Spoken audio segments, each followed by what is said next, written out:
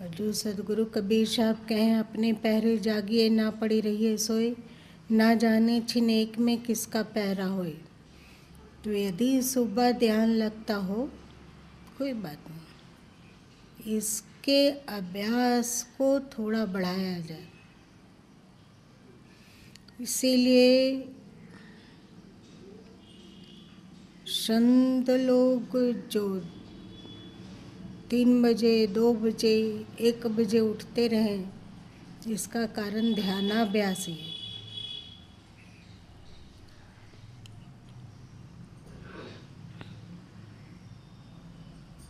और ध्यानाभ्यास बढ़ जाने पर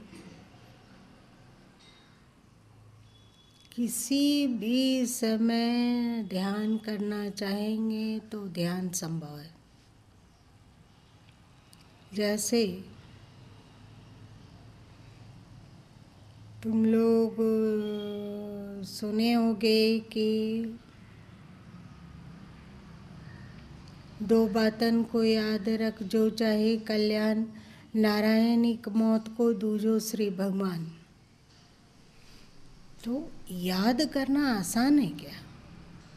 कितनी भी मृत्यु की चर्चा सुनी जाए तो क्या मृत्यु का बोध बना रहता है? नहीं रहता है। पर ऐसे भी संत होते हैं जो चाहे कुछ भी कर रहे हों, दौड़ रहे हों, भाग रहे हों, कोई भारी भरकम कार्य कर रहे हों, लेकिन सतत उनके अंतस में मृत्यु का स्मरण बना रहता है। सुने हो ना? ये एकाग्र मन में एक पाव जड़ी बूटी का रस वाला कहानी सुन है ना? तो उन्हें मृत्यु का स्मरण और ईश्वर का स्मरण सतत बना रहता है। एक मृत्यु मतलब ये छोड़ना है, और एक ईश्वर, हमारा लक्ष्य ईश्वर है। इतना ही ना जीवन है। तो आज यदि किन्हीं को सतत मृत्यु का स्मरण और सतत ईश्वर का स्मरण बना हुआ है, देखने में लग रहा है कि वे शरीर से बिल्कुल बिजी हैं,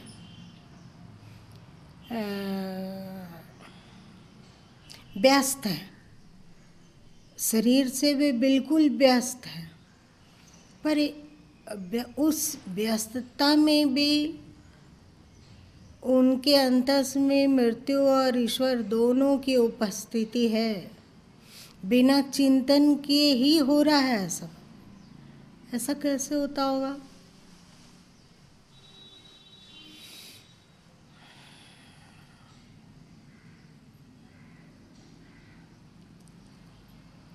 जैन संत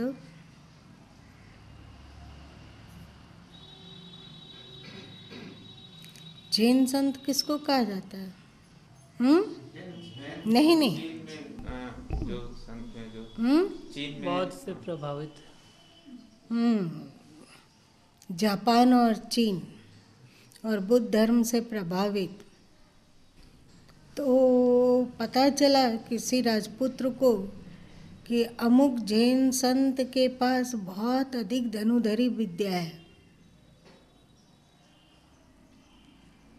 वे वहाँ गए और बोले कि हमें भी धनुष सिखा दीजिए।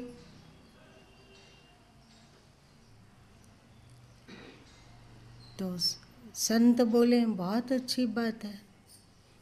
तो पेड़ पर एक बिंदु को निर्देशित किए, मतलब वहाँ पर कुछ से चीज चाहते हैं जिसे बिंदु जैसा प्रतीत हो, और उन्हें 20 मीटर दूर में दोनों खड़े हो गए।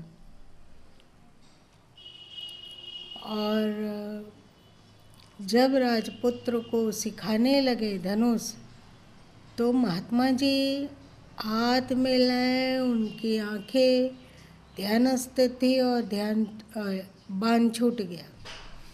और राजपुत्र जब बाण का संधान किया तो बाण गलत तरीके से छूटा। तो जैन संत बोले पहले तुम बाण चलाना तो सीख लो, फिर अलग चीज करना। कितना भी तरह तरह से बाण चलाने का कार्य किया क्षत्रिय, पर हमेशा बोलते रहे कि ऐसे नहीं, ऐसे नहीं।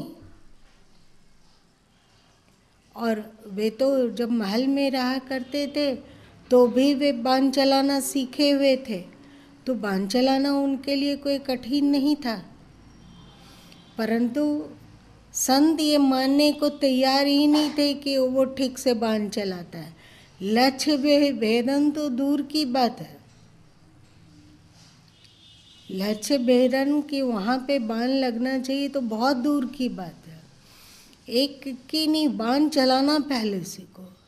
सैकड़ों हजारों बार वे कोशिश किए पर राजपुत्र बाण चलाना नहीं सीख पाया। तो अंततः वो खींच कर बोला कि ये तो बताइए कि बाण चलाना कैसे है। तो संत बोले कि बाण चलाना नहीं है, बाण चलाना नहीं है, अपने आप चल जाए। ऐसा कैसे होगा? तुम लोग देखते होगे बहुत सारे लोगों को पैर हिलाने की आदत है, तो हिलाता है कि अपने आप हिल जाता है? उस हिलाता नहीं है। अथवा कोई बोलता है तो सबका बोलने का स्टाइल अलग अलग है। तो अलग अलग स्टाइल में वो जानबूझकर बोल रहे हैं कि अपने आप बुला रहा है? तो ये अपने आप उस स्टाइल से क्यों बुलाने लगा?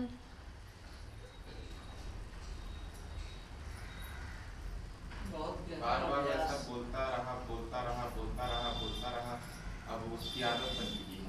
अब वो चाहता भी है कि वैसा ना बोले, फिर भी वैसा ही बुलाता है।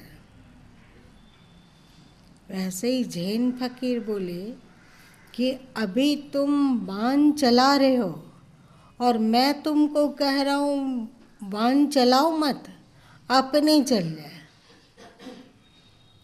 तो एकदम इस बात को साधने के लिए कमान को खींचा, तीर को लगाया और लक्ष्य की ओर ताना, और इतना रिलैक्स हो गया, इतना रिलैक्स कि अपने आप बाण छूट गया और ठीक केंद्र में लगा।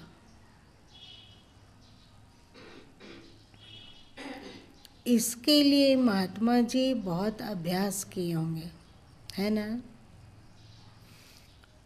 राजपुत्र चाहेगा कि हम 3 महीना के कोर्स में इसको कंप्लीट कर लें, तो ये संभव नहीं है। जिन्हें मृत्यु और ईश्वर का स्मरण सतत अंतस में बना रहता है, निश्चय वे कभी न कभी इसका बहुत गहन अभ्यास किए होंगे। सही? तो वो अभ्यास के कारण वे याद नहीं करते हैं, न ईश्वर को याद कर रहे हैं और न ही मृत्यु को याद कर रहे हैं। कर कुछ नहीं रहे, अपने आप हो रहा है और वे उसको साक्षी होके देख रहे हैं। बिना संकल्प विकल्प के, एक संकल्प विकल्प होता है कि रे ये तो सब कुछ छोड़ना है, और एक संकल्प विकल्प होता है कि ईश्वर तो हमारे लक्ष्य वहीं तक पहुंचना है। ये शब्द है ना, शब्द है। क्या बिना शब्द का इसकी स्मृति हो सकती है?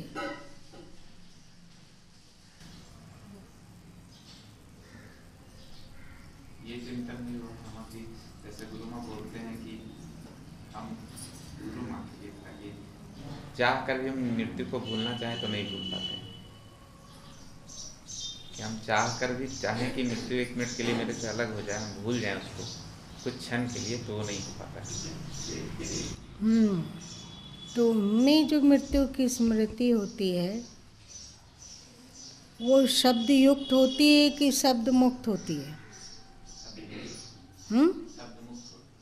शब्द मुक्त। पहले तो तीर चलाना तो सीखो। ये शब्द मुक्त स्मृति कैसे होती है? एकदम बारीक में तुम लोग चले गए हो। अभी जो गुरु माँ बोल रहे हैं ये बहुत बारीक है। जब अंतर्मुक्ता सदेगी तभी इसका भान होगा कि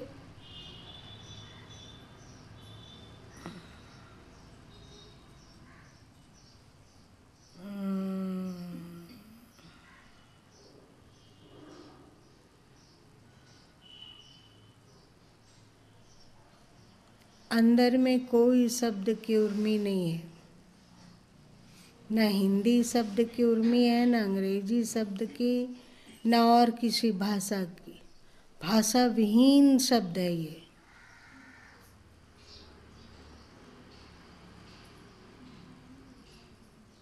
तुम लोगों को क्या अनुभव हो रहा है?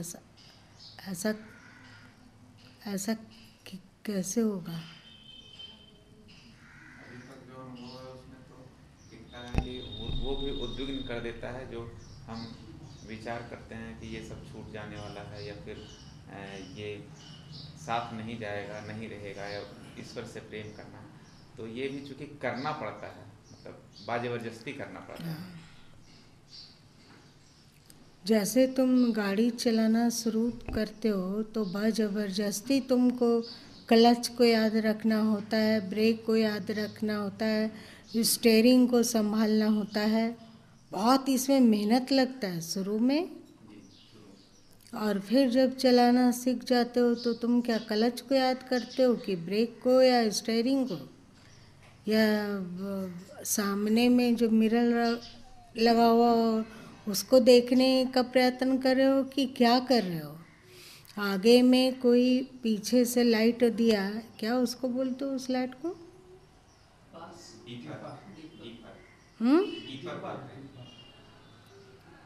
तो इसको अभी जलाना है, अभी इसको नहीं जलाना है, सोचते रहते हो। संकल्प विकल्प उठते रहता है कि बिना कुछ सोचे सब कुछ ठीक ठाक होने लगता है। ऐसा कैसे होने लगा अपने आप? बार बार चलाता रहा, अभ्यास करता रहा, चलाते उसकी आदत। तो अब शब्द नहीं आता है अंदर में कि ब्रेक मारो, ब्रेक मारो, ब्रेक मारो। अपने मन को पूरा साथ लेता वही ये स्थूल उदाहरण है, ठीक है? ये स्थूल उदाहरण है। अभी तो गाड़ी चलाने में बहिर्मुखता है और ईश्वर और मृत्यु, बिना शब्द का उठना, बिना शब्द का स्मृति पटल पे रहना, ये बहुत ही अंतरंग साधन के अभ्यास के द्वारा ही संभव है। वाहन चलाना नहीं है, वाहन केवल पकड़ना है। तुम लोग इसी तरह की कहानी एक बार और गुरु माँ बताए थे कि गुरु बोले शिष्य से कि मैं कभी भी तुम पर डंडा बरसा सकता हूँ, मार सकता हूँ। तो धीरे धीरे करके कहाँ से कहाँ वे चले गए। ये होश हुआ ना। अब ऐसा होने लगा कि जब शिष्य सोया रहता और गुरु उनके कक्ष में जाकर डंडा गिरा देते, बजाड़ देते, तो बजाड़ने से पहले ही शिष्य उठने लगा। सुने ना? ये क्या हुआ होगा?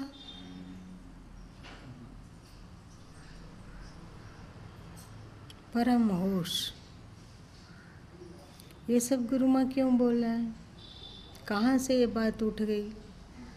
क्या बोला? ओ ध्यान नहीं होता है, नहीं होता है। तो इसका अभ्यास सतत करते रहने से, जैसे गाड़ी सीख जाया जाता है और कोई पायलट है तो हवाई जहाज़ उड़ा लेता है, हम लोग हवाई जहाज़ नहीं उड़ा सकते हैं, पर जो उसका ट्रेनिंग लिया हुआ है,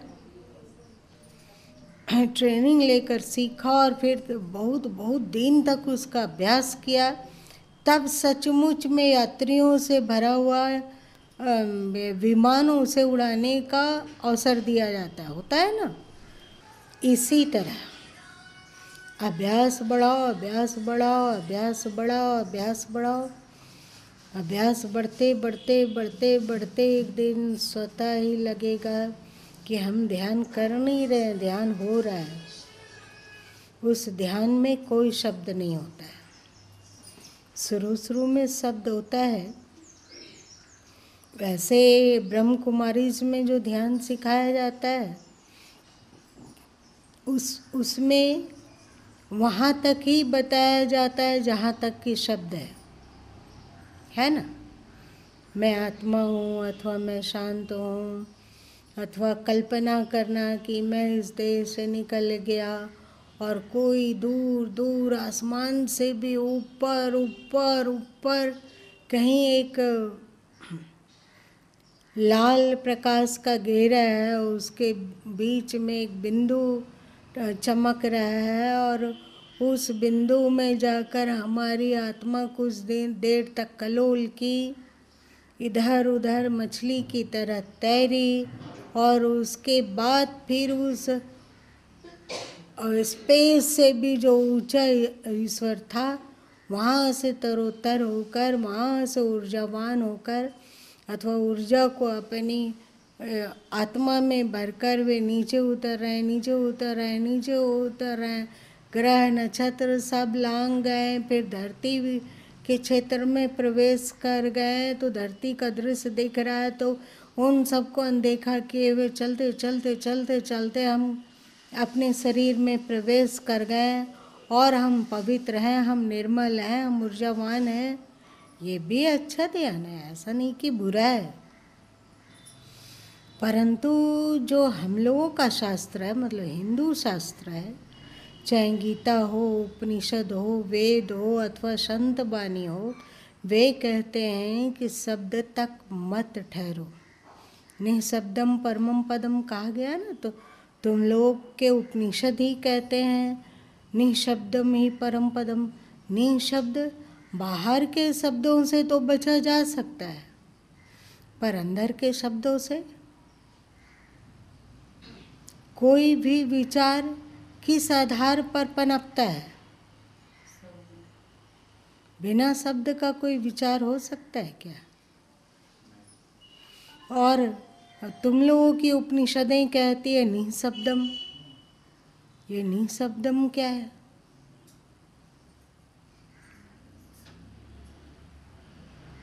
अभी गुरु माँ को सुनकर तुम लोग को निःशब्द की थोड़ी बहुत झलक मिल रही है, थोड़ी बहुत किंचित अनुभूति आ रही है।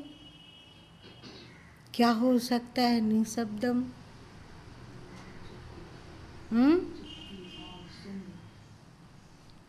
मन में जब तक विचार है तब तक विचार, शब्दयुक्त होने के कारण ही विचार है ना। शब्द मुक्त विचार होता ही नहीं है। हम लोग हिंदी जानते हैं तो हम लोग सबका विचार हिंदी में हो रहा है। और जो कोई छपरिया भाषा जानते हैं उनके भीतर का विचार कैसा होता होगा? छपरिया भाषा वाला। और एक अंग्रेज लोग का विचार कैसा होता होगा? अंग्रेजी भाषा का। जर्मनी में जर्मन भाषा होता होगा। इसी तरह पूरे दुनिया में अनेक अनेक अनेक भाषाओं के द्वारा शब्द उठता रहता है, मतलब विचार उठता रहता है। ये तो अनेक है, शब्द अनेक हुए। हमारा शब्द हिंदी का है, किसी का शब्द अंग्रेजी का, किसी का शब्द उर्दू का, किसी का शब्द अरबी का, सब भिन्न भिन्न हुआ। और कहा जाता है कि वो ईश्वर एक है। अब बताओ कि जब हम लोग शब्दातीत होते हैं तो शब्दातीत अवस्था जो हम अनुभव कर रहे हैं, तो क्या हिंदू वाला शब्दातीत अवस्था अलग है और अंग्रेज वाला शब्दातीत अवस्था कुछ और है? अथवा अरबी वाले लोग का शब्दातीत अवस्था और है, अथवा अन्य अन्य लोगों का शब्दातीत अवस्था और है। क्या है बताओ? समझ में आया कि शब्द मतलब सत्य का अंतिम लक्ष्य नहीं है। क्यों क्यों इसे कहा गया? क्यों कहा गया?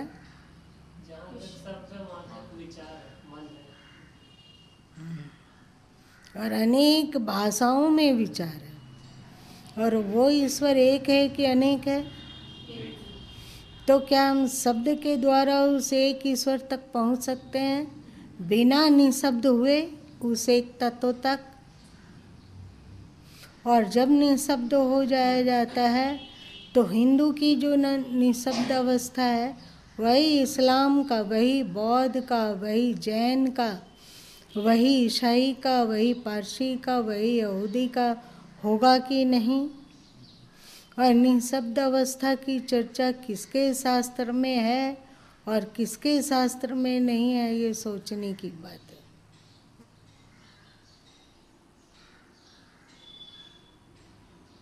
गहन अध्ययन करके ही जाना जा सकता है कि केवल हिंदू धर्म में ही निशब्दता की बात आई है और दूसरे धर्मों में भी निशब्दता की बात आई है। और जब तुम जांच पड़ताल करोगे तो निशब्द तत्व में स्थिति की चर्चा तुम लोगों के धर्म में जितनी प्रखरता पूर्वक आई है अथवा संत इसकी व्याख्या कर पा रहे हैं वैसा अन्य धर्मों में दुर्लभ है।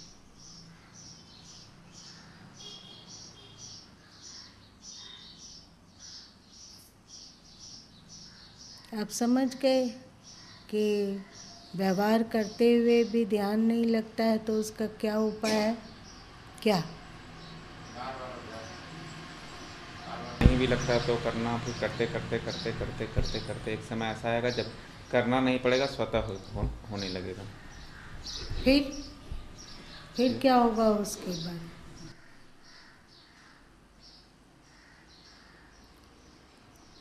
एक बार एक पल के लिए भी जो निशब्द का एक घूंट भी चख लेता है, पल भर के लिए भी निशब्द तत्व का एक घूंट भी चख लेता है, वो ऐसा दीवाना रहता है कि उसको बार बार उस घूंट को पीने का मन करता है। जो सदगुरु कबीर साहब कहें, पी ले प्याला हो मतवाला, प्याला नाम अमीरस करे। निशब्द स्थिति ही अमीरस है।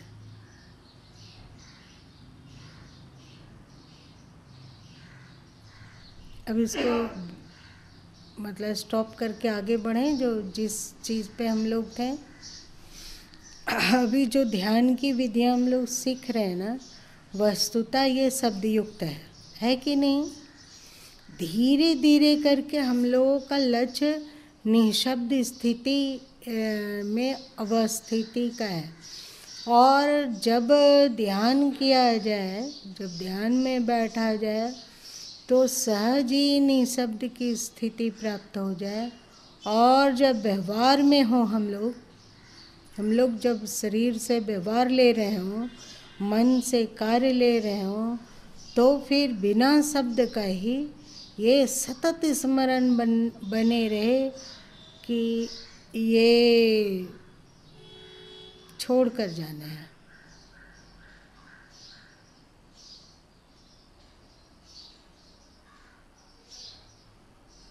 दो तरह के लोग हैं धरती पर।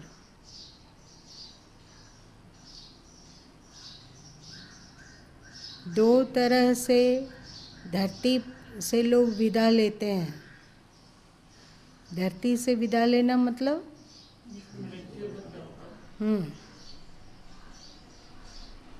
एक कुछ देकर जाते हैं और एक कुछ छोड़कर जाते हैं। इसकी व्याख्या कौन करेगा?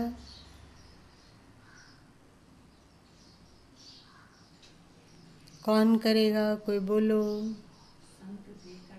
देकर जाना मतलब अपनी इच्छा से उसको मृत्यु के पूर्व ही दे के गया, और छोड़ के जाना मतलब उसमें पकड़ था, उसको चिपकाव था, लेकिन मृत्यु के कारण उसको जबरन छोड़ना पड़ा, छोड़ के फिर चले गए।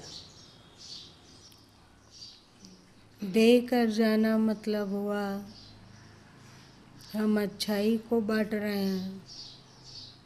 जो तुम लोगों में जो हिंदू लॉजिक में कहा गया कि प्याज लहसुन भी तमोगुनी है, जैन में भी कहा गया ना। क्यों कहा गया होगा बताओ?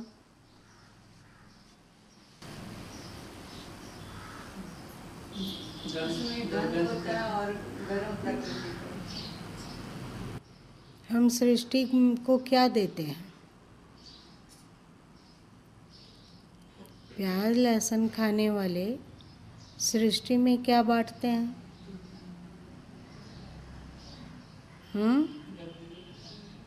क्या? दुर्गंध। दुर्गंध को बांटते हैं। मुंह से, कान से, पसीना से, मलमूत्र के द्वारा केवल दुर्गंध ही दुर्गंध देते हैं।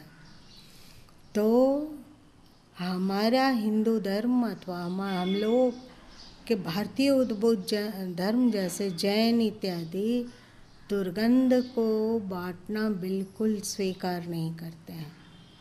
वे सोचते हैं कि अच्छी से अच्छी चीज़ संसार को दिया जाए। तुम लोगों को कहा गया, तुम लोगों में जो आता है कि केवल शरीर को अहिंसक मत बनाओ, प्रत्युत तुम ही अहिंसक बन जाओ। इसका मतलब क्या हुआ? शरीर से हम हिंसा कर रहे हैं, ये तो स्पष्ट पाप है ना। पर यदि हिंसा का विचार भी मन में आ रहा है तो इसको भी हमारे संतों ने पाप कहा। ऐसा नहीं कि अन्य धर्मों में इस तरह का उपदेश नहीं होगा, पर वो इतना न्यून और छुपा हुआ और दबा हुआ है और उसका इस प्रचार ही नहीं किया गया, इसलिए वो उसका ख्याल नहीं आया लोगों को। अब बताओ कि तुम जब बुरे विचार करते हो, कोई भी अशांतिकर विचार करते हो, कोई भी विकार युक्त विचार करते हो, तो संसार को क्या देते हो? वैसा ही परमाणु देते हैं। तो क्या ये हिंसा नहीं है?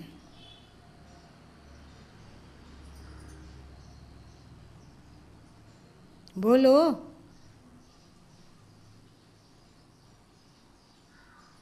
अरे बाबा, उसके कारण दूसरे भी प्रभावित होते हैं उस विचार के कारण, उस विचार की सघनता के कारण। जिस क्षेत्र में उस तरह का विचार है, वहाँ पर अगर जो हल्के व्यक्ति हैं वो जाएंगे तो वो विचार उसके अंदर सघन हो जाएगा।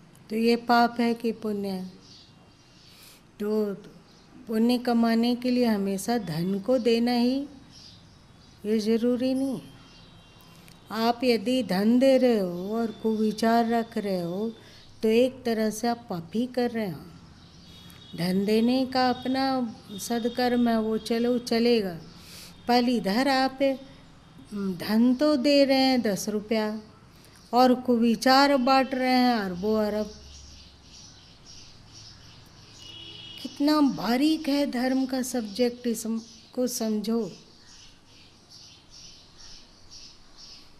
आज तुम लोग के ज्ञान सूत्र में जियो और जीने दो, यही है ना।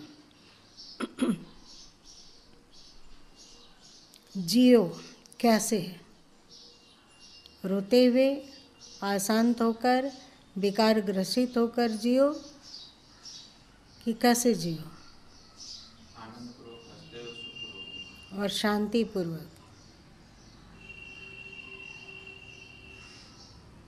अब बताओ, यदि हम लोग अशांत होते हैं, विकार ग्रसित होते हैं, तो हमें अपना आत्महनन का तो पाप लगता ही है, लगता है ना। और साथ साथ उस विचार को हमने वातावरण में छोड़ दिया। जैसे सेमर का फूल बहुत चतुर होता है, सेमर का पेड़ बहुत चतुर होता है, अथवा ये पीपल का पेड़ बहुत चतुर, बड़ का पेड़ बहुत चतुर। वे लोग क्या करते हैं, सीमर क्या करता है कि अपने बीज को पंख दे देता है, और वह सेमर का बीज उस पंख को पाकर उड़ उड़ के यत्र तत्र जाता है, और जहाँ मिट्टी में गिरता है वहीं पर सेमर का पेड़ उग जाता है। कि उसको तुम लोग लगाते हो, तुम लोग के खेत में भी छोटा छोटा होगा कुछ रुई जैसा कोई चीज़, उसमें एक बीज है, तो उसको लगाए हो तुम? क्या नहीं लगाया, अपने आ गया। वैसे ही पीपल का पेड़, पीपल के बीज को तुम लोग लगाते हो किसी घर में, अथवा बरामदा में, अथवा अपने हॉल में लगाते हो क्या, उसकी धरती पर? तो वहाँ पीपल का पेड़ कैसे आया?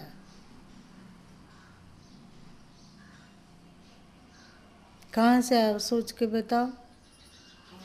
वो पीपल का पेड़ बहुत चतुर है, अपने बीज को वो ऐसा बना लिया है कि जो भी चिड़िया, कबूतर, तोता, मैना जो भी उस बीज को खाता है तो वो पच नहीं पाता है, पचता नहीं है। और वो पक्षी अगर आसमान में भी उड़ रहा हो और बीट कर दिया तो ऐसी है उसकी क्वालिटी कि वो बीट जहाँ गिरेगा वहीं पीपल का पेड़ उग जाएगा। बड़ का पेड़ भी ऐसे ही है।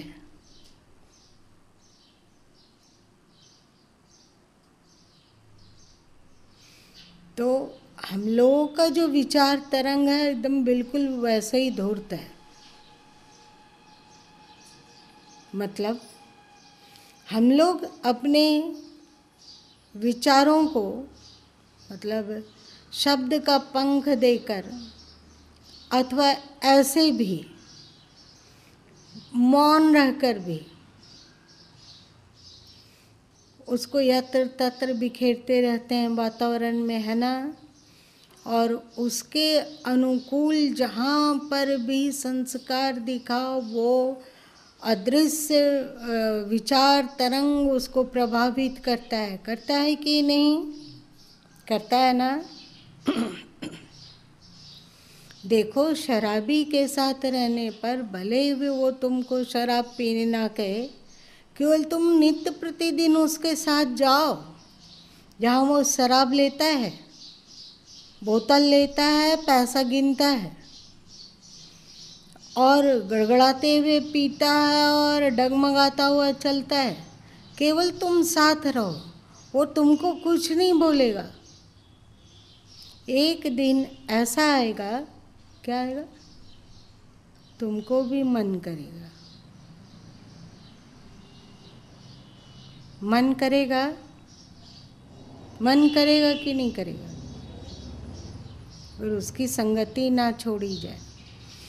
आज तुम लोगों में यदि एक राई मात्र भी धर्म विचार है, अगर तुम राई मात्र भी ईश्वर के बारे में सोच पाते हो, अथवा अच्छा जीवन जीना चाहते हो, अथवा विकार मुक्त जीवन जीना चाहते हो, और पाप मुक्त मन को बनाना चाहते हो, राई मात्र भी चाहते हो, तो ये संगति का प्रभाव है कि अपना संस्कार है?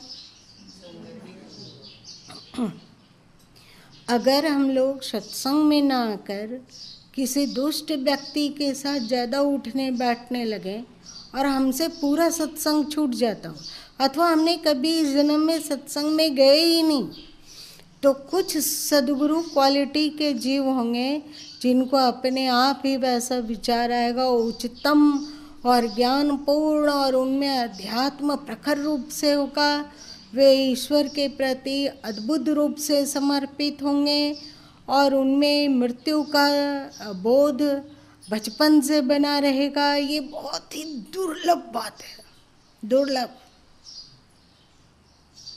पर ज़्यादातर जैसा संग वैसा रंग होता है। तो जैसा संग वैसा रंग कैसे चढ़ने लगता है? क्योंकि उसके शरीर से उसी तरह के तरंग निकल कर फैलते हैं। कभी कभी तुम लोग देखना, तुम लोगों के मोबाइल में कभी कभी फेक फ़ोन आता है, फेक फ़ोन आता है कभी कभी, और फेक बहुत सारे आदमी होते हैं, फेक औरतें भी बहुत सारी होती है कि नहीं? यदि कोई ऐसा फ़ोन तेरे पास आ गया जो एकदम नशा में डूबा हुआ सा है और अपना बेमतलब की अश्लील कोई बात तुमसे कह रहा है, तुम भले ही झटके से उसको बंद कर दिए, पर उसका असर दिखता है दिमाग पे, अशांति अथवा नो गुड फीलिंग, ऐसा लगता है। अरे बाबा बताओ ना। यदि हम लोगों का अंतस अच्छा होगा तो तत्काल ही बैड फीलिंग होगी और हम लोग समझेंगे कि ये गलत है, फीलिंग ही बता देगी। पर उस बेवहियात की बात पर तेरा मन रस लेने लगा, इसका मतलब क्या है? कि तुम्हारा दिल दिमाग अभी कचड़ा से भरा हुआ है, कचड़ा से भरा हुआ है, और वातावरण क्या एक पल के लिए वो कान में भरा, एक पल के लिए तो तुमको वो मलिन बना दिया, विकारी बना दिया। और बहुत सारे संत सत्ता भी ऐसे होंगे, सद्गुरु सत्ता भी होंगे जिनके पास फ़ोन रहता है और उनके पास भी फेक फ़ोन आ सकता है कि नहीं?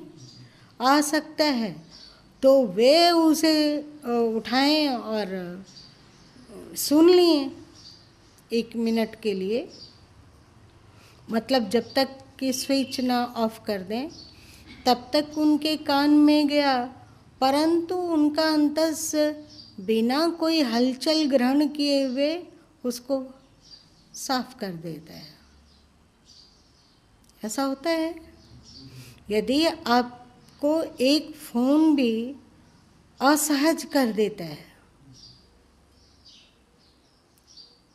वाणी एक हल्की सी भी निम्न वाणी आपको असहज बना देता है, तो लोगों के शरीर के परमाणु आपको कितना असहज बना देते होंगे।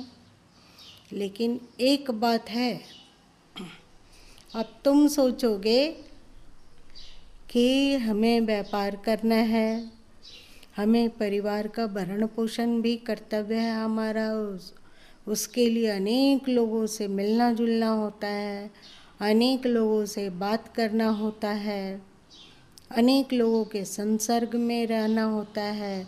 उसमें कुछ सज्जन भी होते हैं, कुछ दुष्ट भी होते हैं, कुछ धर्मात्मा भी होते हैं, कुछ भिखारी भी होते हैं।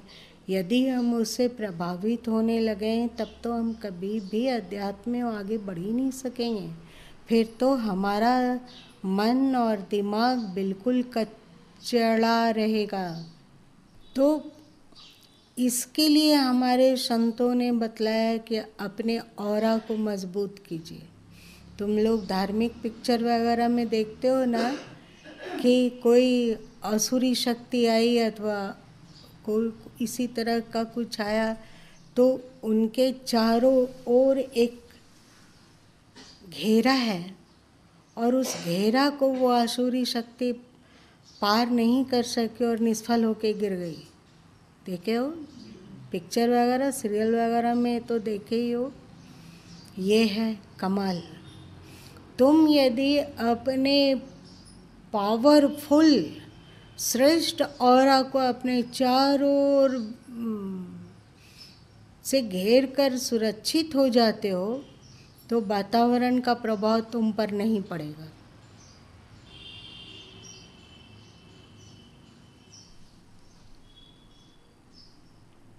अब ये हम अपने ऑरा को शक्तिशाली कैसे बनाएं?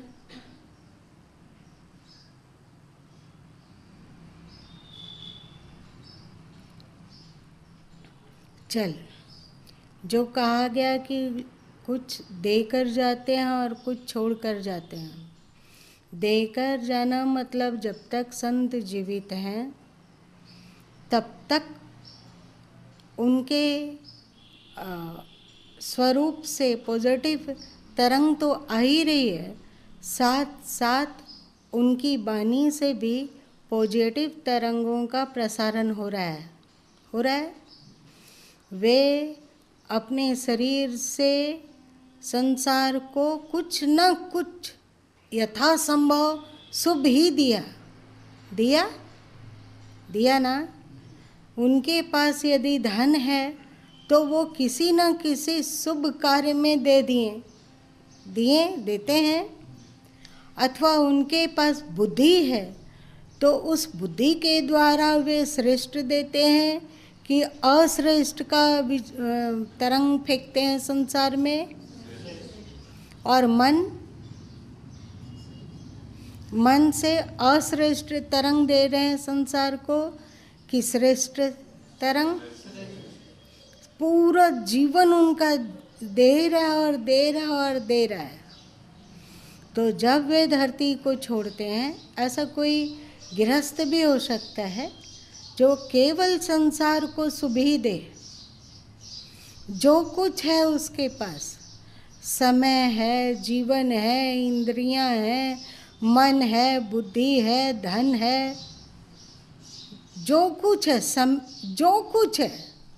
सब संसार को शुभ बांटने में नियोजित कर दे, श्रेष्ठ बांटने में नियोजित करता है वो। तो ऐसे लोग देकर धरती से कैसे जाते हैं? बिल्कुल वैसे ही जैसे एक सिंहासन चढ़ी चले एक बांधे जंजीर। और जो छोड़ कर जाते हैं, इसका मतलब क्या हुआ? वो देने पर विश्वास नहीं रखे। उनके पास जो भी धन आता है वे केवल अपने खाने और अपना देह पोषण करने में और अपना ऐश और मौज में लगाते हैं। वे सोचते हैं कि वे अपना बैंक बैलेंस को बहुत बढ़ा ले। क्यों बढ़ा ले? पता नहीं। उसको उसका बाप कुछ नहीं दिया, फिर भी वो कमा लिया, लेकिन उसे लगता है कि उसके बच्चे लोग नहीं कमा पाएंगे, उसके लिए हम छोड़ देते हैं। तो ये नेगेटिव फीलिंग बच्चों में जा रही है कि नहीं जा रही है? तो हम अपने बच्चों को क्या दे रहे हैं? मतलब नाकामी का श्राप, यही ना। हमारा बाप हमको कुछ नहीं दिया, फिर भी हम अपने उद्योग से अथवा अपनी बुद्धि से अथवा अपने भाग्य से बहुत कुछ पा लिए, तो हमारा बच्चा नहीं पाएगा? क्या हमने दिया संसार को? मतलब कहने का तात्पर्य है कि वे मोह के मारे पकड़े रहें। बेटा को पकड़ें, बेटी को पकड़ें, भाई बहन को पकड़ें, माँ बाप को पकड़ें। आदत क्या है और हम लोगों की? पकड़ने के अतिरिक्त जो चीज़ ईश्वर आगे कर देता है उसी को हम लोग पकड़ लेते हैं। कल तक पत्नी नहीं थी तो पत्नी को नहीं पकड़ रहे थे, पकड़ रहे हो क्या? लेकिन जैसे ही पत्नी आई उसको पकड़ लिए। पकड़ते हैं ना, पकड़ना मतलब स्मरण अंत से एकदम जकड़ा हुआ उसके साथ। जब तक बच्चा नहीं है तब तक बच्चा को नहीं पकड़े, और जैसे ही बच्चा है तो बच्चे को पकड़ लिए, पकड़ते हैं। धन नहीं है तो कोई बात नहीं, पर धन आ गया तो धन को पकड़ लेते हैं, पकड़ते हैं। जमीन नहीं थी तो कोई बात नहीं, अब जमीन है तो जमीन को पकड़ लिए। मकान नहीं थी तो मकान की कोई बात नहीं है, अब मकान है तो मकान को पकड़ लिए।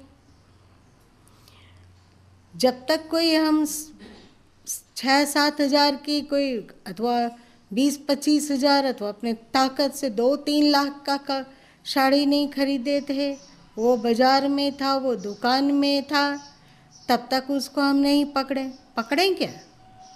नहीं पकड़े। पर जैसे ही उसको हम लेके घर आए तो उसको पकड़ लिए, एकदम पकड़ लिए। उसकी रक्षा करो, उसकी सुरक्षा करो, ये करो वो करो, तो पकड़े रहते हैं। ना अपने मन को देने में मतलब शुभ बांटने में लगाते हैं, ना शरीर के तरंगों से शुभ बांटने में लगाते हैं, ना धन को शुभ में खर्च करना चाहते हैं, ना अपना दिमाग और ना बुद्धि को शुभ बुद्धि से शुभ को बांटते हैं, उस सब को पकड़ते हैं। पकड़ो पकड़ो। हम लोगों का पूरी जिंदगी क्या है? पकड़ने का उद्योग है। इसको पकड़ो, उसको पकड़ो, ये छूटा छूट ना जाए, वो छूट ना जाए। सबको डर लगता है ना कि अगर हमारी पत्नी मर गई तो कोई बात नहीं। अब लड़की लोग का भी पुनर्विवाह होने लगा और लड़के लोग का, कोई बात नहीं। बीमार हो जाए तो सोच सकते हैं कि जल्दी उठ जाता तो सीट खाली हो जाता, सीट खाली होता तो दूसरा को लाके बैठाते हैं, दूसरा पति, दूसरी पत्नी।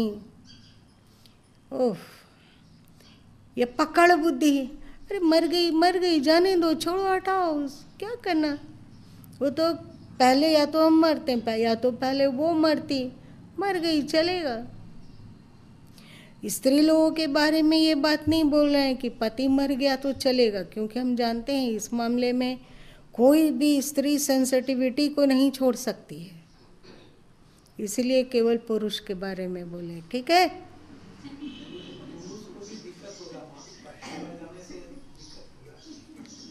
दिक्कत होता है तो क्या करें? पकड़ के रखेंगे तो कितना दिन बचा सकेंगे? या तो हम छोड़ के जाएंगे अथवा वो छोड़ के जाएगी, यही ना होगा। तो कुछ लोग छोड़ के जाते हैं और कुछ लोग दे कर जाते हैं। दे कर जाने वाले शहंशाह होते हैं और छोड़ कर जाने वाले लोग महादरिद्र। तो हमारा धर्म कहता है कि आप केवल बाह्य जीवन से ही शुभ मत बांटो, अपने अंतरंग विचार अंतःकरण के द्वारा भी शुभ को ही बांटो। तुम लोग देखो, गुरु माँ का कितना भी उपदेश सुन लो, पर जब तुम अपने कमरे में जाओ सोने के लिए और दुर्भाग्यवश अकेले सोते हो उस कमरे में यदि, और तुम्हारी बुद्धि अभी तक सड़ी ही हुई है, और आप चाहे आपके पास मोबाइल हो, चाहे लैपटॉप हो, चाहे टैबलेट हो, किसी के द्वारा आप अश्लील साइड को खोलें और आंखें फाड़ फाड़ के उसको ताकें। क्या किया था आज तक? कुत्ता में गए थे तो वहाँ कुतिया की ओर दौड़े थे कि नहीं? नहीं दौड़े। और कुतिया रहे होंगे तो कुत्ते की ओर दौड़े। हर योनि में ये चीज मिलता रहा, होता रहा, इसमें पगलाते रहे, वो अंदर संस्कार दबा हुआ है।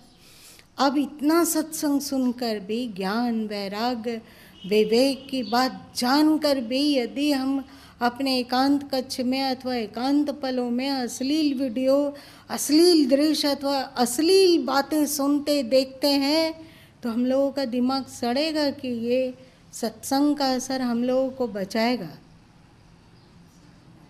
अभी हम लोगों में वो क्वालिटी विकसित नहीं हुई है कि तुम सड़े हुए चीज को देखकर ना सड़ो, है कि नहीं? मेरी बात समझ में आ रही है? तो सबसे पहला काम करना होगा कि कुसंग को छोड़ना होगा। कुसंग को छोड़कर अपने ऑरा को इतना मजबूत बनाओ, इतना सात्विक बनाओ कि केवल तुमसे शुभ और शुभ ही निश्रित हो। और जब तुम अपने अंतस को शुभ और सात्विक बना लोगे तो क्या ऐसे पतनकारी दृश्य अथवा बोल सुनना देखना पसंद करोगे? करोगे कि? यदि अभी आप वैसा चीज़ देखना और सुनना पसंद कर रहे हैं, इसका मतलब है कि आपके चारों ओर आपने कुसंस्कारों का अथवा तमोगुण का क्या कवच पहन रखे हो। अपने तमोगुण को लेकर सत्संग कक्ष में आए, चारों तरफ से तुमको तमोगुणी और घेरा हुआ है, तो सत्संग की बातें आप तक पहुंच नहीं पाएगी। और जब पहुंच नहीं पाएगी तो तुम सब ऐसे ही ओछे और हल्के हरकत करते रहोगे। तो फिर क्या करना होगा? क्या करना होगा? कोई बताओ, ऐसे चुप मत रहो, परेशानी होती है। बताओ क्या करना होगा? अगर नहीं मन करता हो कुसंग में जाने का तो एकदम जबरदस्ती त्याग होना चाहिए। शुरू में जबरदस्ती त्याग होगा, उसके बाद वो बिना उपाय किए त्याग ही त्याग रहेगा, स्वाभाविक ही होगा कि नहीं। और प्रयत्न पूर्वक, पुरुषार्थ पूर्वक शुभ को बटोरो, शुभ को बटोरो, अशुभ को बटोरना छोड़ दो। और जब आप अशुभ को बटोरना छोड़ देंगे तो अशुभ को देना भी छोड़ देंगे, छोड़ेंगे। अभी हम लोग क्या, हम लोग अशुभ को बटोरे बिना रह ही नहीं सकते हैं। कोई इसका शिकायत कर रहा है तो एकदम कितना कान खड़ा हो जाता है। देखो, देख लो। अगर कोई टीवी वगैरह में पिक्चर देखना हो अथवा मोबाइल में भी आजकल शायद आता है, तो पिक्चर देखना हो तो 11-12 बजे रात तक आराम से जाग सकते हैं। बच्चे लोग भी अपने पढ़ाई लिखाई के लिए जागते हैं, लेकिन आप क्या ईश्वर चिंतन के लिए जाग सकते हो? आत्मचिंतन के लिए जाग सकते हो, अथवा अपने आत्म समीक्षा के लिए जाग सकते हो, अथवा कोई श्रेष्ठ कार्य हो रहा हो तो जाग सकते हो, जाग सकते हैं। यदि कोई फिर से शरारती तत्व यदि राम जन्मभूमि पर को मतलब क्या उसको कहते हैं, और उसको कैप्चर करना चाहे तो क्या करोगे? रात आधी रात सब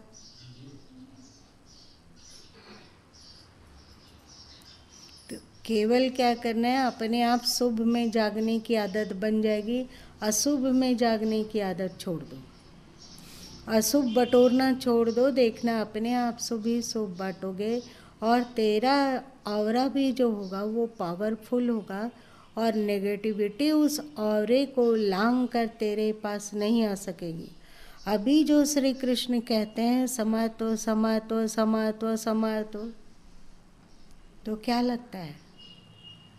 एक कोई संत होते हैं, उनका समत्व का स्वभाव हो जाता है, जबरदस्ती नहीं लाते हैं कि हमको इसमें सम रहना है, सम रहना है, शत्रु मित्र में सम अथवा पापी पुण्य आत्मा में सम, उनको कोशिश नहीं करना होता है, वे सम रहते हैं। सुख आया तो सम, दुख आया तो सम, और लाभ हुआ तो सम, हानि हुई तो सम, निंदा हो रही है तो सम, प्रशंसा हो रहा है तो सम। प्रशंसा से वे फूलते नहीं और निंदा से सिकुड़ते नहीं हैं। होते हैं ना ऐसे संत। और बहुत से लोग ऐसे होते हैं जो कि थोड़ी थोड़ी बात में उद्विग्न हो जाते हैं और समता नहीं है।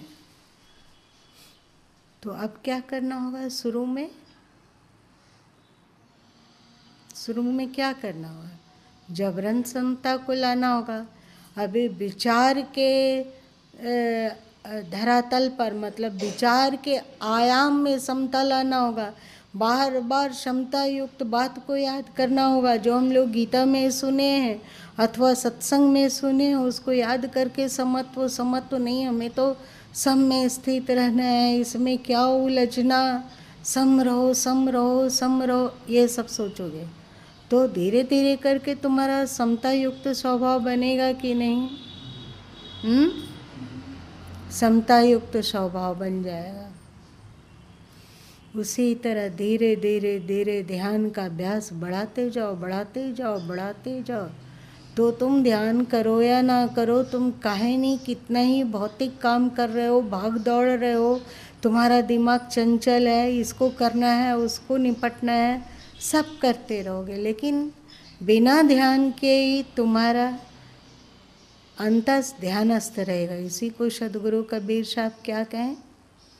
संतो सहज समाधि भली। पर इस सहज समाधि को पाने के लिए पापड़ बेलने पड़ेंगे कि जो हो रहा है अपने आप एक दिन समाधि आएगी, सहज समाधि। तो तुम लोग पापड़ बेलने के लिए तैयार हो? पापड़ बेलने के लिए तैयार हो?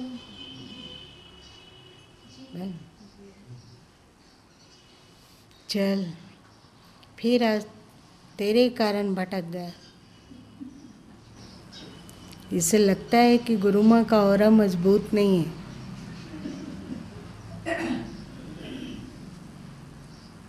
जानबूझकर उसको आदि से अंत तक बता दिए, जिससे कि हो सकता है कल फिर मौका मिले ना मिले। ये सब चर्चा भी ज़रूरी है, और हम लोग सत्संग में नित्य कुछ अच्छा ही सीखते हैं।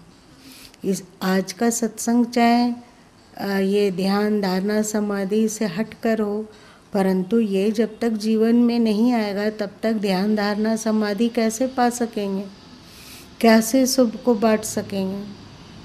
फिर धरती से जाएंगे तो छोड़ के जाएंगे।